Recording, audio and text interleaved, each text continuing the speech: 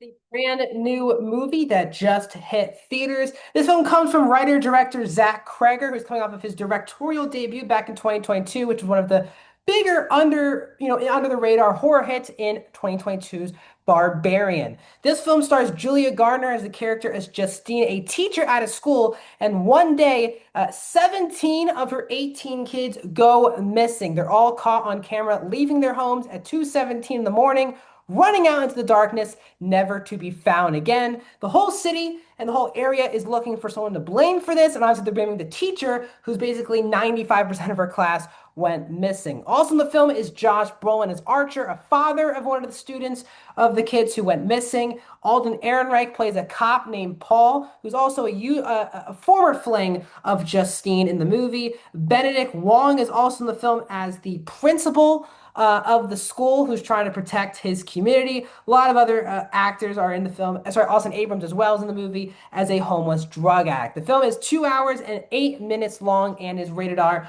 Welcome back, everyone, to a brand new movie review here at Max Talks Movies. My name is Max Dinenberg.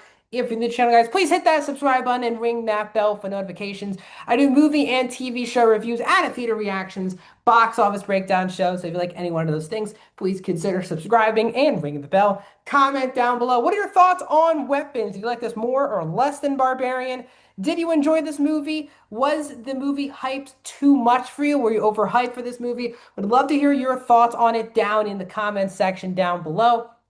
And also, guys, please hit the thumbs up button. Helps myself, because if you hit that like button, my video will be recommended to more people. So please, please, please take 2 seconds out of your day, hit the thumbs up button. So to be honest with you guys, this was my most anticipated movie of 2025. And the reason why is because Barbarian is one of my favorite horror films of the last decade. It's one of my favorite movie theater experiences because I didn't see a trailer for Barbarian going in. You can see my review here on the channel from 3 years ago. And I just remember it's a great WTF moment movie where the whole film flips on its head every 20 to 25 minutes. And that's something felt original, felt fresh, but also felt investing. You were invested. So I was really excited to see what Zach Cregger was going to do next. And I really liked the promotion for the movie, the trailers, the ensemble. So I was here for it. I do think this movie, for the most part, absolutely delivers for me. This will definitely be probably my top 10 at the end of the year. This is definitely a really, in my opinion, fantastic horror movie. And I think you can kind of tell where. So I'm someone, again, who adores horror movies. It's my favorite film genre. And I think it's the genre that you see the most originality in compared to other genres in Hollywood these days. And yes, it's a genre that also can be very played out. And that's why filmmakers like Zach Cregger stand out, because he's making films that other people aren't making. Now, I'm going to say this off the bat too. I don't like this movie. I like Barbarian slightly more than Weapons, but that's not saying that I don't love this movie. And the reason why I think Zach Cregger is such an interesting and original voice in horror is because, yes, does this movie have its fair share of jump scares? Sure, it has jump scares, but the horrifying nature of the movie isn't in trying to like scare you. It's more in the tone, the premise, and the horrors of each of the characters being and trying to fit their way into this situation. You have a teacher who is being blamed for all these missing kids. She's being called a witch, all these other things. You have a father who you would understand would kind of go crazy in this situation where he has ring, footage of his son running out of his home, never to return. You have cops who have the responsibility of the whole community to find these kids. You have, other people, and you have a principal of a school trying to protect his school and his community. There's so many elements of this movie, but they feel very real. You can definitely understand what the movie was going for as it pertains to like today's society. It's drawing a lot of metaphors. Not really going to talk about that much because it is a kind of a spoiler. But I thought it was very current events made sense to why what they were connecting to. And as I said, I love the movie. It's just horrifying because of the events that are going on. It is terrifying that out of nowhere 17 kids can go missing, no one's heard of them, and you understand how all these people kind of fit into it. Now, again, the movie is a horror film for a reason. When it goes down that way, I also really enjoyed that. This movie is at times similar to Barbarian, where this movie is not linear. The movie goes in chapters based on characters. And, it's a big difference than, even though Barbarian does the more like Rashomon style of its mystery. This movie does it more in just like character chapters where a character, you go through their part of it, and then we stop at a point, we go back, we get more of what's actually going on from this other character, more context clues.